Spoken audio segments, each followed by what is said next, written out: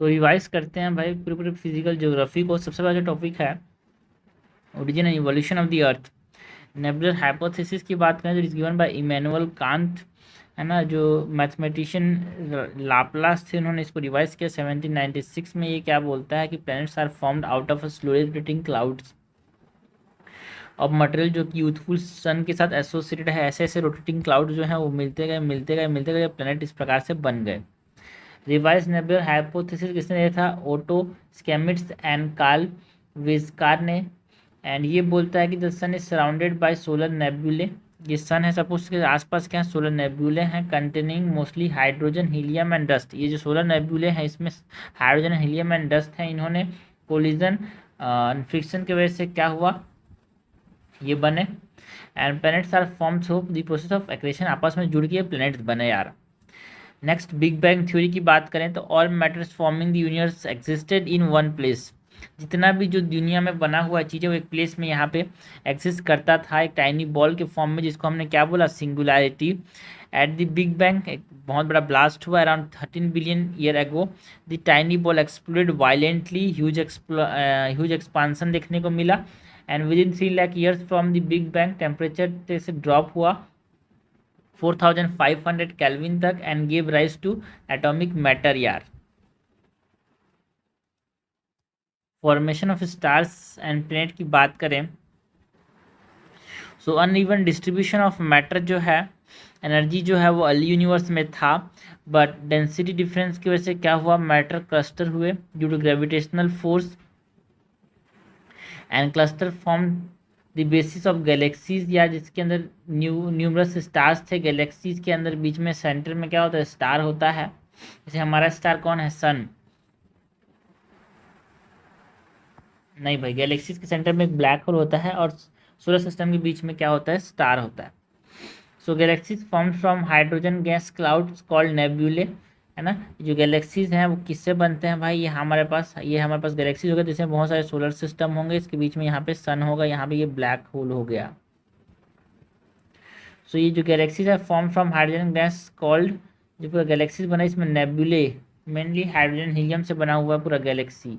And नेबुले developed और nebula developed localise clumps of dense gases clump evolved into star about 5 to 6 billion year ago, and gravitational force created a core surrounded by rotating disk of gas and dust. Gas cloud condensed forming small rounded objects, and ये जो rounded object हैं ये stick together through cohesion to form planetesimals collisions, and gravitational attraction merge planetesimals into larger bodies and large planetesimals attract to form planets। ठीक है, ये galaxies हो गया। बीच में कौन है? Black hole. यहाँ पे नेब्यूले जो थे, इस नेब्यूले में यहाँ पे सोलर सिस्टम, बीच में स्टार बना, स्टार के बगल में प्लेनेटिस्मस बने, है ना। प्लेनेटिस्मस जो है वो प्लेनेट बनाने लगे। इस प्रकार से चीज़ें आगे इसके अंदर भी ऐसे ही रहेगा भाई। ऐसे बहुत सारे सोलर सिस्टम होते हैं गैलेक्सीज के अंदर। हमारा जो गैलेक्सी है मिल्की वे गैलेक्सी, उसका सेंटर में भी एक ब्लैक होल है। नेक्स्ट सोलर सिस्टम की बात करें तो इसमें कंपोनेंट्स में एक सन है, 8 प्लैनेट्स हैं, है ना, अराउंड 393 मून्स हैं, एस्टेरॉइड्स हैं, कॉमेट्स हैं, डस्ट हैं, गैसेस हैं। फॉर्मेशन की बात करें तो जो नेबुला था ये कोलैप्स किया एंड कोर का फॉर्मेशन हुआ अराउंड 5 to 5.6 बिलियन ईयर एगो। Planets formed around 4.6 billion year एगो। इसके अंदर सन के बाद कुछ इनर प्लैनेट्स हैं जिसमें हम बात करते हैं about mercury, Venus, earth and Mars. Outer planets में हम बात करते हैं about Jupiter, Saturn, Uranus and Neptune. ये जो आउटर प्लैनेट्स हैं इसमें मतलब इनर प्लैनेट्स में जो ये mercury, Venus, earth and Mars हैं, ये रॉक एंड मेटल कंपोजिशन होता है, इनकी डेंसिटी ज़्यादा होती है भाई। And this are formed closer where gas could not escape और कंडेंस। सोलर विंड्स स्ट्रांग होते हैं इसीलिए मतलब एस्केप कर जाते हैं यहाँ पे रिमूविंग गैस। तो यहाँ पे गैस नहीं होते भाई, ये गैसियस होते हैं, ये नॉन गैसियस होते हैं, बिकॉज यहाँ से जो सोलर विंड्स हैं इनकी गैस को भगा देते हैं एंड इनकी डेंसिटी ज़्यादा होती है भाई। एंड आउटर प्लैनेट्स की बात करें Jupiter, Saturn, Uranus and Neptune, larger planets होते हैं, thick helium and hydrogen atmosphere देखने को मिलता है। Solar winds are less intense, so they have strong gravity because they have they are larger and more massive. तो यहाँ पे gaseous होते हैं ये नॉन गैसियस होते हैं, डेंसिटी इसकी ज़्यादा होती है, डेंसिटी इसकी कम होती है। ये मेन चीज़ें हैं भाई इनर एंड आउटर प्लैनेट्स के बारे में। इनको टेरेस्ट्रियल प्लैनेट्स भी बोलते हैं बिकॉज डेंसिटी ज़्यादा है। ये ड्यूवी ने फिर गैसेस प्लैनेट बोलते हैं इसलिए डेंसिटी कम है और गैसेस एस्केप नहीं कर पा रहे हैं आउटर प्लैनेट्स में। मून्स की बात करें तो मून जो है अर्थ का ओनली नेचुरल सैटेलाइट है। ओरिजिन की बात करें तो लोग बोलते हैं कि एक जाइंट इम्पैक्ट हुआ होगा, इस प्रकार से यहाँ पे कोई एस्टेरॉयड आया होगा, अर्थ से टकराया होगा, उसके बाद वो उसके आसपास रोटेट करना चालू हो गया होगा। A body 1 to 3 times the size of Mars collided with Earth. The collision occurred shortly after Earth formation. यार, the ejected material orbited Earth and formed the Moon about 4.44 billion year ago. Evolution of Earth की बात करें, so Earth started as a volatile hot body with thin atmosphere of hydrogen and helium. But धीरे धीरे अर्थ क्या हुआ, cool हुआ, dense material नीचे अंदर चले गए सेंटर की तरफ, वाइल लाइटर जो थे वो सरफेस में आ गए। जो कूलिंग की वजह से क्या हुआ, क्रस्ट का फॉर्मेशन हुआ यार, and the formation of the moon heated the earth due to the giant impact. टकराया ना भाई मून, तो इसकी वजह से और भी हीट हुआ। और अर्थ मटेरियल जो था it is separated into distinct layer, जिसमें हमारे पास क्रस्ट है, मेंटल है, आउटर कोर है, इनर कोर है। So earth form, then earth cool, then life begins and earth today. ये हमारे पास किसकी बात की हमने, इवोल्यूशन ऑफ अर्थ की बात की। हमने बात की about the origin and evolution of earth. Next बात करते हैं rotation, revolution and their effects की। So earth rotate from west to east on its axis. यार अर्थ कहाँ से कहाँ तक रोटेट करता है, वेस्ट टू ईस्ट, ये इंपॉर्टेंट है। इस प्रकार से ये वेस्ट टू ईस्ट रोटेट करता है। Rotation takes 24 hours. रोटेशन की वजह से क्या होते हैं, डे एंड नाइट होते हैं। एंड रोटेशन की वजह से कोरियोलिस फोर्स देखने को मिलता है, टाइड्स पे इम्पैक्ट आता है रोटेशन का। यार earth axis is tilted 23.5 to the normal axis. ये 23.5 डिग्री नॉर्थ यहाँ पे ये टिल्टेड है, जो ये नॉर्मल एक्सिस है। अगर ये ऑर्बिटल एक्सिस से बोले तो ये 66.5 डिग्री टिल्टेड है। ठीक है, ये साउथ पोल है, ये नॉर्थ पोल है, magnetic south and magnetic north, ये हमारे पास north and south. The circle dividing day and night on the globe is called as circle of illumination. ठीक है, ये सर्कल जो यहाँ पे ये सर्कल डिवाइड करता है डे नाइट, उसको सर्कल ऑफ इल्यूमिनेशन बोलते हैं। यहाँ पे ये नॉर्दर्न हेमिस्फीयर में समर होगा तो सनरेज जो होंगे वर्टिकल होंगे भाई ट्रॉपिक ऑफ कैंसर के ऊपर, एंड ऑब्लिक होंगे on the tropic of Capricorn. Temperature decrease with latitude due to earth spherical shape and sun की पोजीशन। ठीक है, हमारे पास अगर लैटिट्यूड मतलब क्या, जो लाइंस हैं, फ्लैट लाइंस जो हैं पैरेलल टू दी इक्वेटर, यहाँ पे अगर हम ऊपर जाते हैं टेम्परेचर डिक्रीज होता है बिकॉज अर्थ का स्फेरिकल शेप है। यहाँ पे टेम्परेचर ज़्यादा होगा, यहाँ पे कम होगा, है ना। Energy per unit area reduce from equator to pole, इसीलिए इक्वेटर में सोलर पैनल लगाने से ज़्यादा एनर्जी मिलेगी। Equator receive direct sunlight while poles get a slanting rays, है ना। यहाँ पे low angle of incoming solar radiation देखने को मिलता है पोल्स में, low angle of incoming solar radiation and sun strike directly to the equator. Days are longer than nights at the equator due to atmospheric refraction. यार ठीक है, days बड़े होते हैं कहाँ पे, इक्वेटर में। Without an atmosphere day and night जो होंगे वो इक्वल होंगे ड्यू टू इक्विनॉक्स। तो आपसे कोई पूछा जाए, ये इंपॉर्टेंट है कि डेज ज़्यादा कहाँ बड़े होते हैं, इक्वेटर में कि पोल्स में, तो day because of the atmospheric refraction. अगर एटमॉस्फेयर नहीं होता तो डे एंड नाइट का लेंथ सेम होता। रिफ्रैक्शन की वजह से सनलाइट बैंड होता है specially during the morning and the evening, जिसकी वजह से ऐसा लगता है कि सन जो है ऊपर से आ रहा है ना। अब sun appears above the horizon even when it is below, जिसकी वजह से मतलब हम एक्सटेंड कर रहे हैं, डे टाइम को एक्सटेंड कर देता है ये। ठीक है, ऐसे अगर यहाँ पे है ट्रू पोजीशन, लेकिन हमारे पास रिफ्रैक्शन की वजह से ऐसा लगता है कि ऊपर से आ रहा है। Rotation causes day night and revolution along the axial axis का सीजन्स। रोटेशन के बाद रिवॉल्यूशन ऑफ द अर्थ की बात करें तो earth motion around the sun takes 365 days, rotation में 24 आवर्स लग रहे हैं, रिवॉल्यूशन में 365 डेज लगते हैं। 6 एक्स्ट्रा आवर्स ईयरली एडअप होते हैं टू 1 डे इवन, मतलब हर 4 ईयर्स में 6 एक्स्ट्रा डेज, 6 + 6 + 6 हर साल 6 ऐड हो रहे हैं, तो हर 34 साल में ये 24 आवर्स हो जाता है। तो इसके वजह से 29 डेज देखने को मिलता है हमको फरवरी के अंदर। Year with 366 days is called as the leap year. Equinox की बात करें, equi means equal, so 21 March and 23 सितंबर में सन रेज जो है डायरेक्टली इक्वेटर पे होते हैं, जिसके वजह से इक्वल डे एंड नाइट देखने को मिलता है ग्लोबली में। सो 21 मार्च एंड 23 सितंबर, 23 सितंबर इज नोन एज ऑटम, है ना। ऑटम होता है नॉर्दर्न हेमिस्फेयर में एंड स्प्रिंग होता है साउदर्न हेमिस्फेयर में।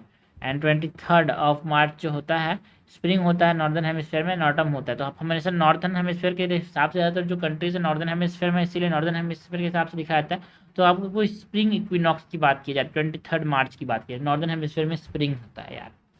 एंड अगर आपको कोई पूछे ऑटम इक्विनॉक्स, तो आपको बोलना 23 सितंबर, ठीक है, नॉर्दर्न हेमिस्फेयर के हिसाब से। So March equinox is the spring equinox and September equinox is the autumn equinox। June में 21 जून में सोल्स्टाइस देखने को मिलता है, एंड दिसंबर के अंदर 22 दिसंबर में सोल्स्टाइस, ये विंटर सोल्स्टाइस है यहाँ पे, समर सोल्स्टाइस है यहाँ पे। समर सोल्स्टाइस की बात करें, सो नॉर्दर्न हेमिस्फेयर जो टिल्टेड है टुवर्ड द सन, जिसके वजह से ट्रॉपिक्स ऑफ कैंसर जो है वो रिसीव करता है डायरेक्ट रेज, जिसकी वजह से हमारे पास ज़्यादा डे, मतलब लेंथीएस्ट आप बोल सकते हो कि डे जो होता है वो समर सोल्स्टाइस के समय होता है नॉर्दर्न हेमिस्फीयर में मेन। एंड जो रीजन्स होते हैं पोल गेट अ स्लैंटिंग रेज, तो आर्टिक सर्कल जो ऊपर में है, आर्टिक सर्कल यहाँ पे, ये आर्टिक सर्कल जो है इस पे यहाँ पे 6 मंथ ऑफ क्या होते हैं डेज देखने को मिलते हैं, बिकॉज टिल्टेड है ना, सब खेल टिल्टेड एक्सिस का है। Northern hemisphere summer, northern hemisphere में क्या होता है इस समय समर एक्सपीरियंस करता है यार हमारे पास 21 जून में। So longest day and shortest night देखने को मिलता है। सो साउदर्न हेमिस्फीयर में विंटर होता है, so longer nights and shorter days देखने को मिलता है। हम लोग मेन जो है नॉर्दर्न हेमिस्फीयर के हिसाब से सब चीज़ को रेफरेंस में लेके चलते हैं। विंटर सोल्स्टाइस की बात करें तो यहाँ पे नॉर्दर्न हेमिस्फीयर के अंदर विंटर होता है, इसीलिए विंटर सोल्स्टाइस बोलते हैं। यहाँ पे longest day, sorry longest night देखने को मिलती है 22 दिसंबर में। ये 21 22 जो है वो सोल्स्टाइस है, एंड 21 23 एंड 23 जो है वो इक्विनॉक्स है।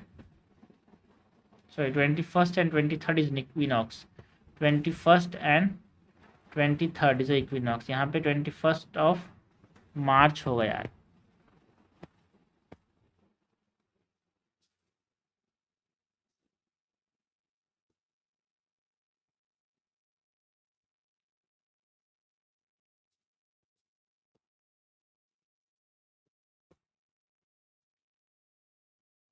ओके तो नॉर्दर्न हेमिस्फीयर के अंदर यहाँ पे क्या हो रहा है, विंटर हो रहा है, इसलिए क्या बोल रहे हैं विंटर सोल्स्टाइस। तो topic of cancer directly sunlight receive करते हैं, इसलिए लॉन्गर डेज कहाँ होंगे साउदर्न हेमिस्फीयर में।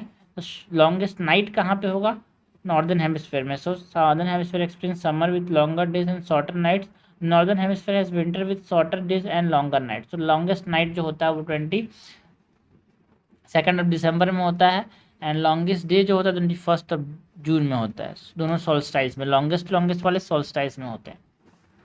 सो ये हमने बात की अबाउट रोटेशन एंड रिवॉल्यूशन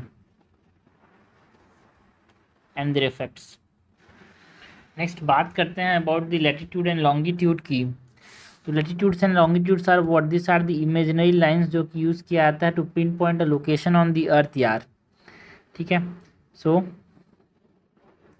ये जो फ्लैट लाइंस होते हैं इसको बोलते हैं पैरेलल्स ऑफ लैटिट्यूड, एंड इस प्रकार से ये जो वर्टिकल लाइंस होते हैं उसको बोलते हैं meridians of longitude. This are the long ones यार।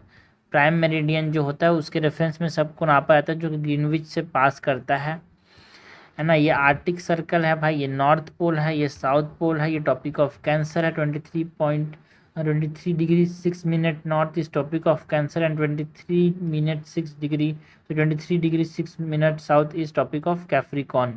अंटार्कटिक सर्कल की बात करें तो 66°34' साउथ। इंपॉर्टेंट पैरेलल्स ऑफ लैटिट्यूड की बात करें तो this are the flat ones of latitudes are the flatitudes flat ones. Latitudes ये जो होते हैं इसको कैसे नापते हैं, angular distance of a point on the earth surface measured in degree from the earth centre. ठीक है, ये अर्थ सेंटर से जो एंगुलर डिस्टेंस होता है उसको हम क्या बोलते हैं, लैटिट्यूड्स बोलते हैं।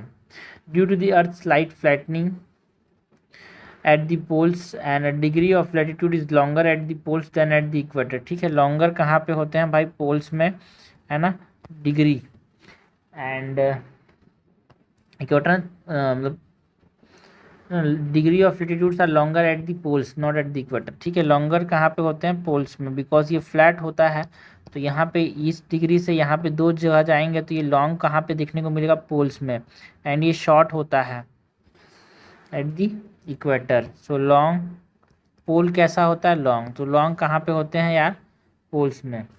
इक्वेटर पे अगर हम डाटा की बात करें तो ये एक लैटिट्यूड 0 डिग्री पे यहाँ पे लैटिट्यूड जो होते हैं 68.704 माइल्स के होते हैं, 45 डिग्री लैटिट्यूड में 69.054 माइल्स के होते हैं।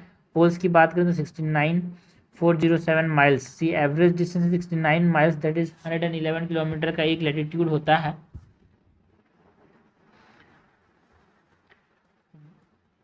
लेकिन ये कहाँ पे ज़्यादा होता है भाई, पोल्स में। ठीक है, लैटिट्यूड्स। लैटिट्यूडनल हीट जोन्स की बात करें तो यहाँ पे torrid zone where the sun is directly overhead at least once a year receiving maximum heat. Torrid zone जो होता है यहाँ पे एक बार सन जो होता है ऊपर होता है भाई, डायरेक्टली इसके ऊपर हीट पड़ता है। जैसे हमारे पास topic of Cancer, topic of Capricorn तक टोरिड जोन कहलाता है। टेम्परेट जोन क्या होता है, when the sun rays are more slanted resulting in moderate temperature, जो कि टॉपिक ऑफ कैप्रिकॉर्न से अंटार्कटिक सर्कल तक होता है, या फिर टॉपिक ऑफ कैंसर से आर्टिक सर्कल तक। फ्रिजिड जोन की बात करें तो where the sun rays are always slanting resulting in very cold temperature. Frigid zone में हमेशा स्लैंटेड होता है तो उसकी वजह से क्या होता है यार, यहाँ पे कोल्ड टेम्परेचर देखने को मिलता है, वेरी कोल्ड टेम्परेचर। लॉन्गिट्यूड्स की बात करें तो this are the angular distance in degree measured from east to west. ठीक है, ये ईस्ट टू वेस्ट मतलब ईस्ट और west of the prime meridian में मेजर किया जाता है, ये भी एंगुलर डिस्टेंस है। And latitudes are also angular distance, but ये मेजर किए जाते हैं अर्थ के सेंटर से, एंड लॉन्गिट्यूड्स मेजर किए जाते हैं from the prime meridian.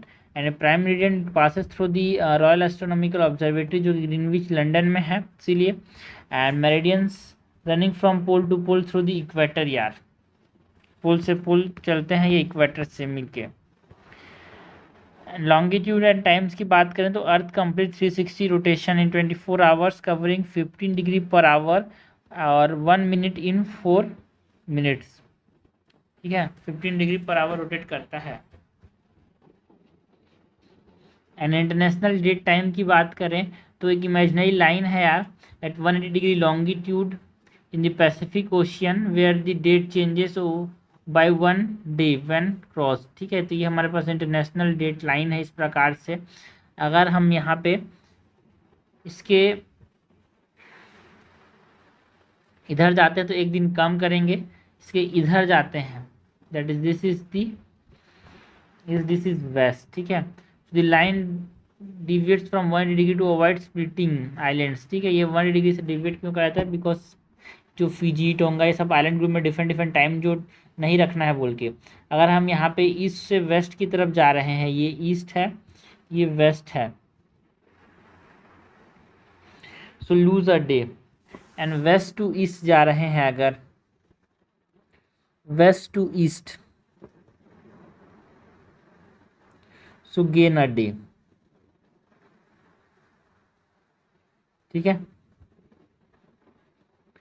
Suppose करो यहाँ पे इस रीजन में यहाँ पे जापान है, ठीक है, यहाँ पे यूएसए है, तो इसको हम ईस्ट मानते हैं, जापान पहले से सूझ रहा था, यहाँ पे वेस्ट। ठीक है, तो अगर यहाँ पे जापान से हम यूएसए जा रहे हैं तो अगर ये 10 तारीख हो रहा है तो यूएसए में 9 तारीख हो रहा होगा।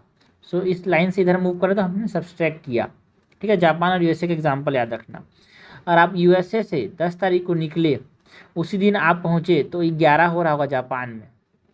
ठीक है भाई, सिंपल से जापान यूएसए का कॉन्सेप्ट क्या रखना, बाकी आपको सब समझ आ जाएगा। इंडियन स्टैंडर्ड टाइम IST की बात करें तो ये 82 डिग्री 30 मिनट ईस्ट मिर्ज़ापुर से पास करता है। ये जो लाइन है यूपी, MP, छत्तीसगढ़, उड़ीसा, आंध्र प्रदेश से पास करता है। And it is 82 degree 5 minute east meridian, जहाँ पे ये 5 आवर 30 मिनट अहेड होता है ग्रीनविच मेरिडियन टाइम से। ठीक है, तो ये हमने बात की लैटिट्यूड लॉन्गिट्यूड की। नेक्स्ट बात करते हैं about the structure of the earth की। So radius of the earth कितना है भाई, यहाँ पे radius is around 3400 kilometres. And direct exploration to the centre is impossible. यार तो हमारे पास जो नॉलेज मिलता है अर्थ के सेंटर का वो एक एस्टीमेट होता है, इन्फ्लुएंस होता है डायरेक्ट ऑब्जर्वेशन से, मटेरियल एनालिसिस से। यहाँ पे हम नॉलेज लेते हैं, डिराइव करते हैं। सोर्सेज ऑफ इन्फॉर्मेशन की बात करें तो उधर के सोर्सेज होते हैं, एक डायरेक्ट सोर्सेज, एक इनडायरेक्ट सोर्सेज। डायरेक्ट सोर्सेज मतलब जो सरफेस रॉक एंड जो माइनिंग हमको मिलता है, लाइक जो साउथ अफ्रीकन गोल्ड माइंस है 3 से 4 किलोमीटर डेप्थ तक पहुँच चुके हैं, तो उससे ज़्यादा नहीं आ पाते बिकॉज ऑफ दी हीट। यार डीप ड्रिलिंग प्रोजेक्ट्स जो होते हैं उनसे हमारे पास अर्थ के सेंटर के बारे में पता चलता है, like the Kola bore hole जो कि आर्टिक ओशन में है अराउंड 12 किलोमीटर्स। तो deep drilling ocean projects and integrated ocean drilling projects, यहाँ से हमको डायरेक्ट सोर्सेज हैं, this are the direct sources for the knowledge of the earth centre. Volcanic eruption जो है, magma from eruption help to a certain surface और सब surface condition. ये direct हो गए। इनडायरेक्ट सोर्सेज में हम बात करते हैं मीटियोर्स जो गिरते हैं, मैग्नेटिक फील्ड्स जो हैं, सेस्मिक एक्टिविटी जो अर्थक्वेक एक्टिविटीज़ हमको देखने को मिलते हैं, वहाँ से हम अर्थ के बारे में समझते हैं। Temperature, pressure, density increase with depth यार, ठीक है। And rate of change help us estimate the condition at various depth. Gravitation की बात करें तो देखो gravitation varies with latitude. Latitude means the flat lines from the equator and mass distribution. So gravity anomality से भी हम क्या करते हैं, ग्रेविटी एनोमली से हम समझते हैं क्या चीज़ों के बारे में। लेयर्स एंड डिसकंटिन्यूटीज, ये बहुत इंपॉर्टेंट टॉपिक है, क्वेश्चन आएगा तो यहीं से आता है इस टॉपिक में। ठीक है, तो लेयर्स एंड डिसकंटिन्यूटीज की बात करें तो ट्रिक मैंने यहाँ पे बताया भाई, ट्रिक है CM रगल, CMRGL, ये याद रखना, CM रगल। ठीक है, CM रगड़ के, CM ने बहुत पैसा कमाया तो इसको बोलते हैं रगल। ठीक है, CM ऊपर से याद रखना नीचे तक। ठीक है, सबसे पहले तो यहाँ पे कोरोड है ना, कॉन्ड्रेड डिसकंटिन्यूटी जो है, Conrad discontinuity it is between upper and lower crust. फिर Moho discontinuity between crust and mantle. फिर रैप्टी डिसकंटिन्यूटी, ये CM हो गया। फिर रगड़, Repetti discontinuity between the upper and lower mantle. फिर Gutenberg discontinuity between the mantle and the outer core. फिर Lehmann discontinuity between outer and inner core. Simple है भाई, ऊपर से नीचे जाना है अपने को। ठीक है, कुछ नहीं समझ आता, देखो ये सब याद रखने का तरीका क्या, आपको कुछ नहीं करना है, आपको पहले ट्रिक लिखना है, CMRGL, CMRGL। ये हमारे पास Conrad discontinuity between upper and lower crust. फिर क्रस्ट आएगा, क्रस्ट एंड अपर मेंटल। फिर अपर एंड लोअर मेंटल। फिर मेंटल एंड अपर कोर। फिर कोर मतलब outer core, outer core and inner core. Simple सी बात है, इस प्रकार से पूरा याद रहेगा यार। ठीक है, आउटर कोर क्या है, लिक्विड है, इनर कोर क्या है, सॉलिड है, याद रखना यार। एंड मेंटल जो है, इनर मेंटल भी यहाँ पे सॉलिड है। एस्थीनोस्फीयर एक सेमी मॉडर्न स्टेट है जो कि यहाँ पे हमको मेंटल के अंदर देखने को मिलता है। मेंटल में यहाँ पे एक अपर मेंटल है, एक लोअर मेंटल है। ठीक है, and asthenosphere is the part of the upper mantle यार। लिथोस्फीयर हम किसको किसको बोलते हैं, अपर मेंटल एंड क्रस्ट को मिला के हम लिथोस्फीयर बोलते हैं भाई। एक होता है कॉन्टिनेंटल क्रस्ट, एक होता है ओशियनिक क्रस्ट। दोनों में आपको एक इंपॉर्टेंट चीज़ होना चाहिए, कॉन्टिनेंट का देखो नाम बड़ा है तो ये थिकनेस भी बड़ा होगा, ये थिक होगा। ओशियनिक का नाम छोटा है तो थिकनेस कम होगा। ठीक है, कंफ्यूजन नहीं होने का। क्रस्ट की बात करें तो आउटर मोस्ट लेयर है brittle in nature, it is composed of solid rocks and minerals यार। It is further divided into continental crust, है ना, जो कि किस कॉन्टिनेंटल नाम बड़ा है तो ये थिकर होता है। एंड आपके घर में जो बने होते हैं ग्रेनाइट, वो ज़्यादा मजबूत होते हैं तो ग्रेनाइट से बना होता है। ओशियनिक का जो होता है वो थिनर होता है, एंड ये बेसाल्टिक। तो याद रखने तरीका क्या है, सी से कॉन्टिनेंटल क्रस्ट एंड छत्तीसगढ़ से रखना, continental crust is granitic and it is thicker. Mental की बात करें तो एक थिक सेमी सॉलिड लेयर है beneath the crust and upper mental along with the crust, है ना। अपर मेंटल और क्रस्ट को मिला क्या बोलते हैं, lithosphere of the earth. Primarily made of silicates जो कि रिच होते हैं मैग्नीशियम और आयरन में। एस्थिनोस्फीयर जो है वो सेमी मोल्टन स्टेट में होता है। It is the main source of magma जो कि वोल्केनो से निकलते हैं। लोअर मेंटल जो है सॉलिड स्टेट में होता है। Upper core is also in liquid state.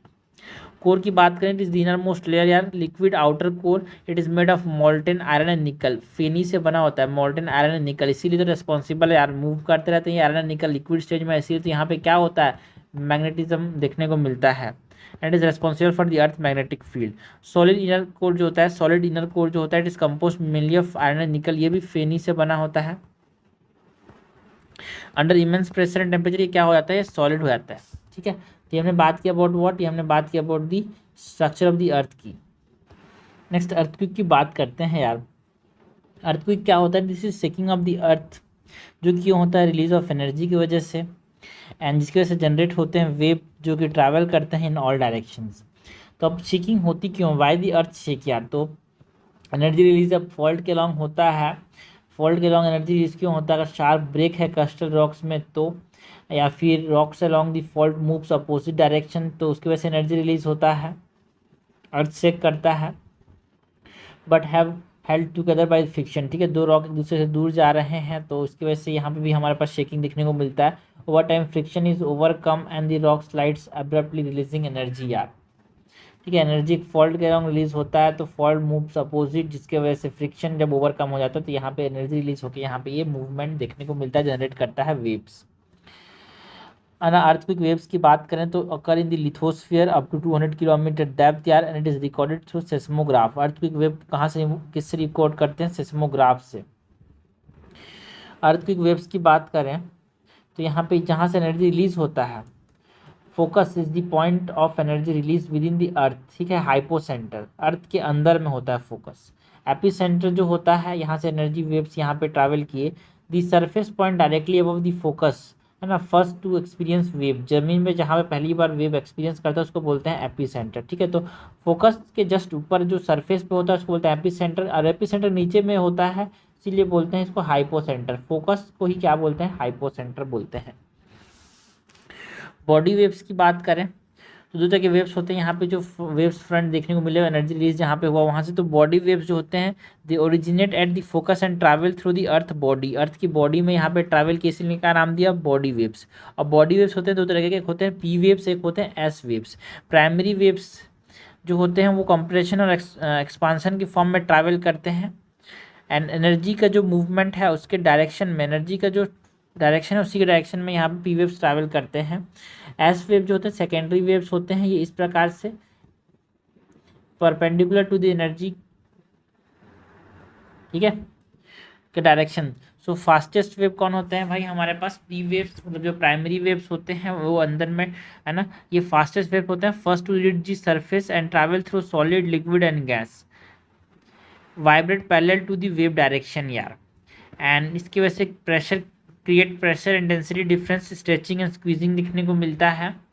And wave की बात करें सेकेंडरी वेव की, तो जो ये स्लोअर होते हैं एंड ये बाद में आते हैं यार। पी वेव प्राइमरी वेव, है ना, फास्टर होता है, travel through all the medium, but S wave जो होता है ट्रैवल ओनली थ्रू सॉलिड्स यार, एंड इट इज की for understanding of earth structure की, अर्थ देखो भाई हमारे पास जो आउटर कोर है वो लिक्विड है इसीलिए तो वहाँ पे ट्रैवल नहीं कर पाते, तो अर्थ के स्ट्रक्चर को अंडरस्टैंड करने के लिए बहुत इंपॉर्टेंट रोल है सेकेंडरी वेव्स का। एंड यहाँ पे ये वाइब्रेट करता है perpendicular to the wave direction in vertical plane, and ये क्रेस्ट एंड ट्रफ क्रिएट करता है मटेरियल के अंदर। यहाँ पे ये क्या किया, ये ट्रफ है, ये क्रेस्ट क्रिएट करता है। ठीक है, S wave and P wave अब both type of the body wave, earth की बॉडी पे ये ट्रैवल कर रहे हैं। ठीक है, पहले कौन पहुंचा, पी वेव, बाद में कौन पहुंचता है, ये इस प्रकार से पी वेव पहुंचता है, इस प्रकार से एस वेव पहुंचता है, दोनों और बॉडी वेव्स। सरफेस वेव की बात करें, नाम से समझ आ रहा है सरफेस पे, जब ये पहुंच गया सरफेस पे यार, ये एनर्जी रिलीज हुआ एपी सेंटर से यहाँ पे सरफेस पे पहुंच गया, तो अब हमारे पास क्या देखने को मिलेगा, सरफेस वेव। यहाँ तक हमारे पास क्या देखने को मिलेगा, body wave. And body wave P wave fast होता है, सॉलिड लिक्विड एंड गैस तीनों से ज़्यादा था, है ना, सॉलिड लिक्विड एंड गैस तीनों से, सॉलिड लिक्विड एंड गैस तीनों से ट्रैवल करता है। एंड जो एस वेव है ये only solid surface wave generated by the body wave जो कि इंटरेक्ट करते हैं सरफेस रॉक से, travel along the surface and they are slowest. यार सबसे तेज कौन था? पी वेव, फिर एस वेव, फिर surface wave. An P and S wave are the type of body wave. Most destructive होता है जो कि डिस्प्लेसमेंट करता है स्ट्रक्चरल सरफेस का, बिकॉज जाके यहाँ पे अर्थ की सरफेस में जाता है, इस प्रकार से ये डिस्ट्रक्ट करता है यार, ठीक है। And recorded lost on the seismograph, last में देखने को मिलता है ये सेस्मोग्राफ में लास्ट। एंड जो वेलोसिटी है वो डेंसिटी के प्रोपोर्शनल, जितना ज़्यादा डेंस होगा उतना तेज यहाँ पे सरफेस वेव ट्रैवल करेंगे। यहाँ पे जो मूवमेंट होता है वो ही perpendicular to the direction of propagation देखने को मिलता है सरफेस वेव का, जो पार्टिकल का जो मूवमेंट है वो। वेव बिहेवियर की बात करें तो velocity increase with material density and wave reflect और रिबाउंड और रिट्रैक्ट चेंज करता है डायरेक्शन मटेरियल की बाउंड्रीज पे। शेडो वेव की बात करते हैं तो areas where no waves are recorded, उसको क्या बोलते हैं? सेस्मोग्राफ में कोई वेव्स रिकॉर्ड नहीं हो उसको हम क्या बोलते हैं? शेडो जोन्स कहते हैं, ठीक है भाई। सो एस वेव, ये बॉडी वेव है, एस और पी वेव, ठीक है। सो अगर हम एस वेव की बात करें तो इसी पॉजिटिव सॉलिड से ट्रैवल करेगा, तो यहाँ पे ये देखो यहाँ पे एस वेव का जो शेडो जोन है, बिकॉज आउटर कोर लिक्विड में होता है, तो एस वेव का जो शेडो जोन होता है वो बड़ा बड़ा होता है, 105 से लेके 105 तक, ठीक है। बट जो हमारे पास पी वेव है वो सॉलिड लिक्विड एंड गैस तीनों से ट्रैवल करता है, तो जो पी वेव है उसका जो शेडो जोन है वो इतना है भाई, ठीक है, 140 डिग्री से 140 डिग्री तक। सो एक्सटेंड की बात करें, entire zone beyond 105 degree does not receive S wave, ठीक है। तो 105 से लेके 105 तक एस वेव का शेडो जोन होगा। So S wave shadow zone is 40% of the earth surface. P wave shadow zone forms a band between 105 से, यहाँ पे बस नहीं मिल रहा है भाई पी वेव, यहाँ पे तो मिल रहा है, यहाँ पे 105 से 140 तक एक बैंड बिटवीन 105 एंड 145 और 140, ठीक है। तो ये हमारे पास ये सेस्मिक स्टेशन यहाँ पे रिकॉर्ड नहीं करते, no P and S wave दोनों के लिए होता है, और पी तो वेव है ही है, ठीक है। तो पी वेव का शेडो जोन ये है, एस वेव का शेडो जोन पूरा यहाँ से यहाँ तक है, ठीक है भाई। ये ने बात की अबाउट दी अर्थक्वेक की। नेक्स्ट बात करते हैं about earthquake types and effects की। सबसे पहले तो अगर टाइप्स ऑफ अर्थक्वेक की बात करें तो एक होता है रिजर्वायर इंड्यूस अर्थक्वेक, जो कि उन एरियाज में रहता है जहाँ लार्ज रिजर्वायर्स हैं डैम्स वहाँ पे। दूसरा टेक्टोनिक अर्थक्वेक यार मोस्ट कॉमन टाइप है, जो कि स्लाइडिंग ऑफ रॉक्स, जो कि फॉल्ट प्लेन्स के अलावा, अगर यहाँ पे सपोज करो ये बहुत सारे टेक्टोनिक प्लेट्स हमारे पास अर्थ में होते हैं, वो आपस में एक दूसरे से मूव करते हैं, तो यहाँ पे जो जहाँ पे फॉल्ट प्लेन्स है वहाँ पे ये देखने को मिलता है। Expansion earthquake it is caused by chemical और न्यूक्लियर एक्सप्लोजन, या लाइक हमारे पास बात करते हैं अगर सपोज करो जो चेरनोबिल डिजास्टर हुआ तो उसके आसपास यहाँ पे हमारे अर्थक्वेक देखने को मिले। कोलैप्स अर्थक्वेक में क्या होता है? Result of the underground mine अगर कोलैप्स कर जाए या फिर माइनिंग एरियाज में देखने को मिलता है ये। वॉल्केनिक अर्थक्वेक जो है ये एक्टिव वॉल्केनोज जिस जगह में होते हैं उसके आसपास देखने को मिलता है, and it is a category of एक तरह से टेक्टोनिक वॉल्केनोज, बिकॉज उसकी वजह से टेक्टोनिक मूवमेंट की वजह से भी देखने को मिलता है ये। इफेक्ट ऑफ अर्थक्वेक की बात करें तो effect are severe for earthquakes above magnitude of 5, ठीक है। सीवियर कब बोलते हैं? 5 मैग्नीट्यूड से ऊपर है तो।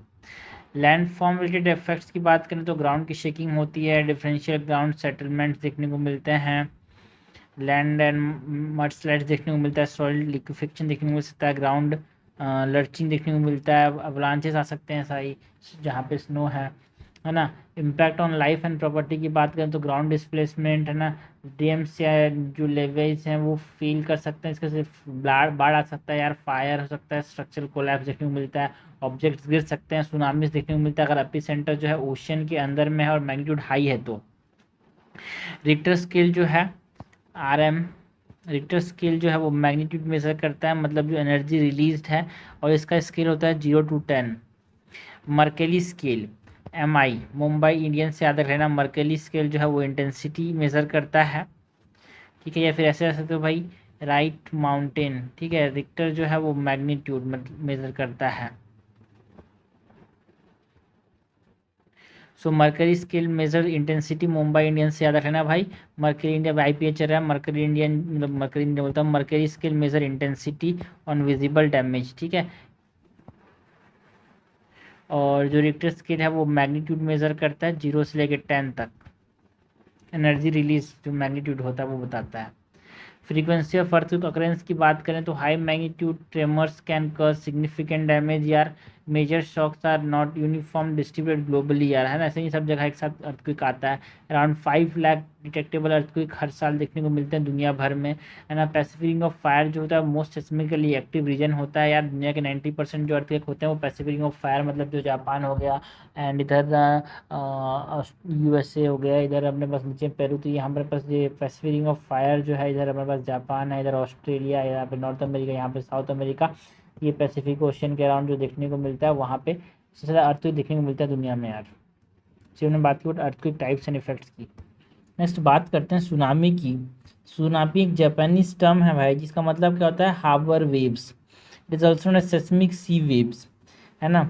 ये एक्सट्रीमली लॉन्ग वेवलेंथ होते हैं भाई, वाटर वेव्स होते हैं, ये लॉन्ग वेवलेंथ वाटर वेव्स होते हैं ओशन या फिर सीज के अंदर, एंड ये बहुत ऊंचे ऊंचे भी जा सकते हैं भाई, 10 of metres above the mean tide level के ऊपर तक जा सकता है। सी वेव जो सुनामीज है उसका कारण क्या क्या है, सबमराइन अर्थक्वेक, मतलब हमारे पास समुद्र के अंदर में जो अर्थक्वेक आते हैं उससे सुनामीज आते हैं। 2024 का जो सुमात्रन सुनामी था जिसकी वजह से हमारे पास जो इंदिरा पॉइंट डूब गया, बहुत ज़्यादा डिजास्टर आया था Andaman Nicobar and the southern states of India में, वो एक अर्थक्वेक की वजह से सुनामी आया था।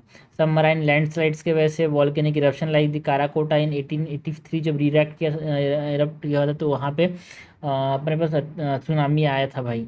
कोस्टल लैंडस्लाइड्स एंड एक्सप्लोजन की वजह से भी यहाँ पे देखने को मिल सकते हैं सुनामीज यार। Extra territorial objects like material अगर इम्पैक्ट करता है यहाँ पे समुद्र में तो यहाँ पे सुनामीज देखने को मिल सकती हैं। Mechanism of earthquake induce tsunamis, most common type of tsunamis और अर्थक्विक की वजह से सुनामीज होते हैं। तो एक सबडक्शन जोन होता है, फिर स्ट्रेस बिल्डअप होता है ना, स्ट्रेस बिल्डअप होकर रिलीज जब होता है तो सुनामी बनता है, ठीक है। तो सबडक्शन जोन डायनामिक्स की बात करें तो अंडर सी अर्थक्विक आए, सबडक्शन जोन है वहाँ पे ओशनिक प्लेट्स जो होते हैं वो सबडक करते हैं beneath the continental plate, because oceanic plate जो होता है वो लाइटर होता है एंड कॉन्टिनेंटल प्लेट की डेंसिटी क्या होती है, कॉन्टिनेंटल प्लेट की डेंसिटी ज़्यादा होती है यार, कॉन्टिनेंटल प्लेट की थिकनेस भी क्या होती है, ज़्यादा होती है, इसीलिए ओशनिक प्लेट जो होता है, सॉरी इसमें ओशियनिक प्लेट की डेंसिटी ज़्यादा होती है, इसलिए ओशियनिक प्लेट जो है कॉन्टिनेंटल प्लेट के नीचे सबडक्ट करता है, बट थिकनेस किसकी ज़्यादा होती है, कॉन्टिनेंटल प्लेट की थिकनेस ज़्यादा होती है भाई, है ना। एंड कॉन्टिनेंटल प्लेट किससे बना होता है, ग्रेनाइट से, सीजी से याद रखने का तरीका मैंने बताया था।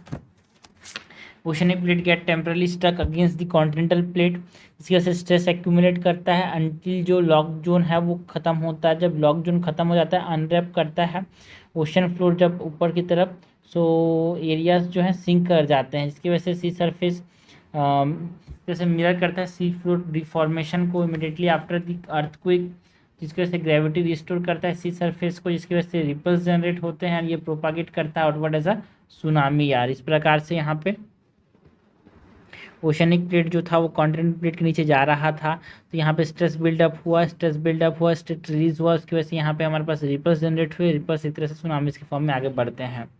प्रोपागेशन ऑफ सुनामी वेव्स की बात करें तो फॉर्मेशन ऑफ वेव्स हमने बताया कि 2 प्रोसेस से होता है, that is horizontal pressure force due to the slope of the sea surface and the pulling up और lowering of the sea surface. Transformation in the shallow waters की बात करें तो स्पीड डिक्रीज होता है बिकॉज डेप्थ रिड्यूस होता है but total energy remain the constant, तो उससे वजह से यहाँ पे बड़े बड़े जो वेव्स हैं, है ना, शोलिंग इफेक्ट बोलते हैं बिकॉज वेव का हाइट इंक्रीज होता है इसको। And withdraw of the water because sea अगर रिसीड करता है before the arrival of the worst crest, this withdrawal can occur minutes और even half an hour before impact. Multiple waves देखने को मिलता है, tsunami often consist of several waves यार, जो कि सेपरेट होते हैं दूसरे से by interval of several minutes और मोर। द फर्स्ट वेव में और not always be the most destructive यार, ये भी इंपॉर्टेंट है। प्रॉपर्टीज ऑफ सुनामी वेव की बात करें तो tsunamis act as a shallow water waves due to their long wavelength tsunami waves का ज़्यादा होता है। Lose rated energy due to their large wavelength, है ना, जिसकी वजह से लॉन्ग डिस्टेंस प्रोपागेशन करते हैं। एंड ये डीप वाटर में ज़्यादा फास्ट होते हैं and they are slower in the shallow waters. तो हमने बात की अबाउट दी सुनामीज की। नेक्स्ट हम बात करते हैं अबाउट दी वॉल्केनिज्म की। वॉल्केनिज्म क्या है भाई, it is the process where magma जो है क्रस्ट तक आता है एंड सॉलिडिफाई कर जाता है इनटू क्रिस्टलाइन या फिर सेमी क्रिस्टलाइन रॉक में, ये वॉल्केनिज्म है। वॉल्केनो क्या है भाई, एक ओपनिंग है अर्थ क्रस्ट में जहाँ से एमिट होता है gases, lava, ash, streams, during an eruption यार।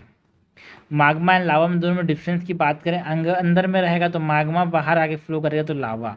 सो magma exist beneath the earth surface within the crust और मेंटल।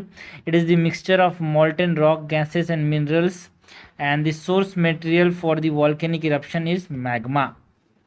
एस्थेनोस्फीयर से आता है। लावा की बात करें तो फॉर्म्स व्हेन मैग्मा रीचेस, ये जो मैग्मा अंदर में है जब ये सरफेस में अर्थ सरफेस तक पहुंचता है थ्रू वॉल्केनिक वेंट्स तो उसको हम क्या बोलते हैं, लावा। मॉल्टेन रॉक्स दैट फ्लोज और erupt on the surface is lava. Losses most of its dissolve gases during eruption, ये जो लावा है इसके अंदर जो गैसेस होते हैं जब इरप्शन होता है तो गैसेस चले जाते हैं। टाइप्स ऑफ लावा की बात करें तो लावा होते हैं, एक होता है बेसिक लावा, एक होता है एसिडिक लावा। बेसिक लावा जो होता है वो रिच होता है इन आयरन एंड मैग्नीशियम यार। सिलिका जो होता है SiO2, जिसमें SiO2 ज़्यादा होगा वो एसिडिक होगा, इसीलिए तो एसिडिक लावा में क्या होता है, SiO2 silicon oxide, it is a type of acidic in nature, ठीक है। तो इसीलिए जो हाई सिलिका कंटेंट होता है वो एसिडिक होता है। It is rich in quartz and feldspar, ठीक है। मैग्नीशियम एंड आयरन में रिच होता है बेसिक लावा। एसिडिक लावा जो होता है सिलिका रिच होता है, फेल्सपार एंड क्वार्ट्ज इसके अंदर होते हैं। बेसिक लावा के अंदर सिलिकॉन कम है तो ये इजीली फ्लो कर जाता है यार, है ना। विस्कोसिटी क्या होती है, लो होती है। एसिडिक लावा में SiO2 ज़्यादा है, ये एसिडिक होता है, ये विस्कस होता है, so flow slowly and it is very thick यार। तो देखो थिक होगा तो इसका इरप्शन जब होगा, ठीक है, तो ये मोर एक्सप्लोजिव होता है ड्यू टू हाई विस्कोसिटी, जो कि ट्रैप करता है गैसेस को, इसीलिए ज़्यादा क्या होता है, एक्सप्लोजिव होता है। बट जो बेसिक लावा होता है वो थिन होता है, इसीलिए यहाँ पे ये नॉन एक्सप्लोजिव होता है फ्लूइड नेचर की वजह से। एग्जाम्पल की बात करें तो जो एडेस्टिक लावा है found in the composite volcano like Saint Helena की, जो कि इटली के अंदर है, उसमें एडेस्टिक लावा जो है वो हमारे पास एक्सप्लोजिव वॉल्केनो का एग्जांपल है। बेसिक लावा है, एक्सप्लोजिव होता है, नेचर थिक होता है यार। एंड बेसाल्टिक लावा जो कि हमको शील्ड वॉल्केनोस में देखने को मिलता है। कंपोजिट वॉल्केनो का ऐसे यहाँ पे वेंट लाइक शेप होता है यार, ट्रायंगुलर। बट जो शील्ड वॉल्केनो इस तरह से थोड़ा फ्लैट होते हैं, जैसे मौना लुआ जो है वो एक तरह से हवाई के अंदर जो मौना लुआ है वो कंपोजिट मतलब सॉरी शील्ड वॉल्केनो है। यहाँ पे ये थिन है लावा, इसीलिए इस तरह से फ्लो कर दिया, बिकॉज ये बेसाल्टिक है, आयरन एंड मैग्नीशियम रिच है यार, ठीक है।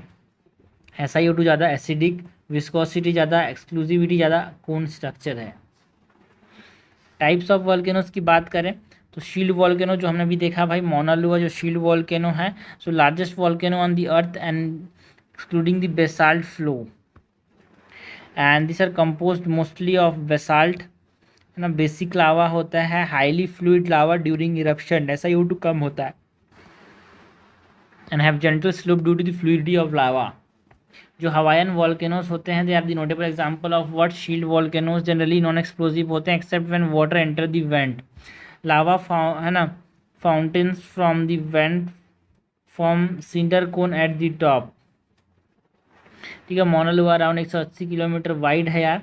इसके अंदर एक मैग्मा चेम्बर होता है, यहाँ पे जेंटल स्लोप की वजह से इस प्रकार से लावा सोलिडिफाइज होता है लेयर की फॉर्म में, एंड यहाँ से हमारे पास वेंट से यहाँ पे क्या निकलते हैं, लावास। शील्ड वॉल्केनोस के बाद अगर हम बात करें कंपोजिट वॉल्केनोस या फिर सेटअप वॉल्केनोस, जो वॉल्केनोस सोचते हैं दिमाग में जो फोटो बनता है वो होते हैं कंपोजिट वॉल्केनो यार। ये एक तरह से ट्रायंगुलर शेप के होते हैं, यहाँ पे पिरामिडल नेचर के, एक क्रेटर होता है, लावा फ्लो होता है, वेंट होता है, मैग्मा चेम्बर, क्लाउड, एश क्लाउड देखने को मिलता है, यहाँ पे लेयर जो होता है पायरोक्लास्टिक मटेरियल यहाँ पे दिखने को मिलता है जब फटता है तो, है ना। पैरासिटिक कोन्स भी होते हैं, साइड साइड से निकले होते हैं। So composite volcano erupt cooler more viscous lava होता है देन द बेसाल्ट, ठीक है। तो ये एसिडिक होता है यहाँ पे। एग्जाम्पल के तौर पे माउंट हेलिना, SiO2 ज़्यादा होता है, एक्सप्लोजिव नेचर का होता है ये, है ना। Eruption are often explosive and emit larger amount of pyroclastic material and ash along with lava and deposit near went देखने को मिलता है, जिसकी वजह से लेयर्ड स्ट्रक्चर बनता है यार। जो ये लेयर एक्यूमुलेशन होता है, give rise to the volcano their composite appearance like this. Mount Helena mid oceanic regions की बात करें तो ओशियनिक रीजन में बनते हैं भाई ये, they are form of the part of the 7000 kilometre जो लॉन्ग सिस्टम है रिच का अक्रॉस द ओशियन बेसिन। यहाँ पे इस प्रकार से मिड ओशियनिक रीजन्स होते हैं दो, यहाँ पे एक अंदर जा रहा है तो ट्रेंच बनते हैं, यहाँ पे ओशियनिक लिथोस्फीयर एक दूसरे से दूर जा रहे हैं तो इसीलिए जो एस्थीनोस्फीयर एक्सपोज हो जा रहा है, ये सबडक्शन जोन है, यहाँ पे ओशियनिक क्रस्ट नीचे जा रहा है because of the higher density, है ना। यहाँ फ्रीक्वेंट इरप्शंस देखने को मिलते हैं along the central portion of this ridge like mid Atlantic ridge की बात करते हैं, अटलांटिक ओशन के बीच में इस प्रकार से एक रिज जा रहा है। कैल्ड्रास की बात करें, this are the most explosive volcanoes यार, and eruptions often cause the volcano to collapse, ठीक है, इसकी वजह से बीच में गड्ढा देखने को मिलता है यार, है ना। So rather than tall structures यहाँ पे कोलैप्स डिप्रेशन बन जाते हैं, इसको हम कैल्ड्रास बोलते हैं। एंड ये हाई एक्सप्लोसिवनेस जो होता है इनके लार्जर स्ट्रक्चर को बताता है, यहाँ पे बोलता है कि नियर बाई एक मैग्मा चेंबर होगा तभी यहाँ पे एक्सप्लोसिव यहाँ पे इरप्शन हो रहा है। फ्लड बेसाल्ट प्रोविंस की बात करें, so this are release highly fluid lava, है ना, spread over the vast areas. ये लिथोस्फीयर है, यहाँ पे इस प्रकार से फ्लड बेसाल्ट प्रोविंस में लावा इस प्रकार से निकलता है and cover thousands of square kilometres with thick basalt layer यार।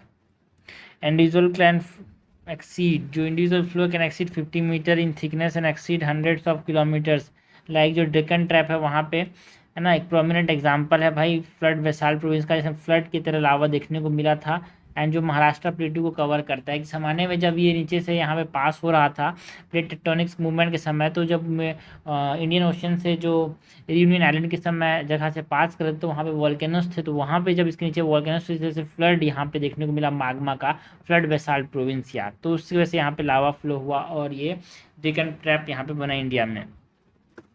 On the basis of periodicity of eruption यार, यहाँ पे हम डिवाइड करते हैं टाइप्स ऑफ वॉल्केनोस की, एक्टिव वॉल्केनोस जो कि इरप्ट करते हैं frequently like Etna and Stromboli. Dormant volcanoes have erupted in the past and show potential for the future eruptions like Mount Vesuvius जो कि इटली के अंदर है। एक्सटिंक्ट volcano कोई eruption यहाँ पे रिकॉर्ड नहीं किया गया हिस्ट्री के अंदर, बट रिटेन वॉल्केनिक फीचर्स, है ना, लाइक एडिनबर्ग कासल रॉक जो कि स्कॉटलैंड में है। तो ये हमने बात की अबाउट दी वॉल्केनिज्म की।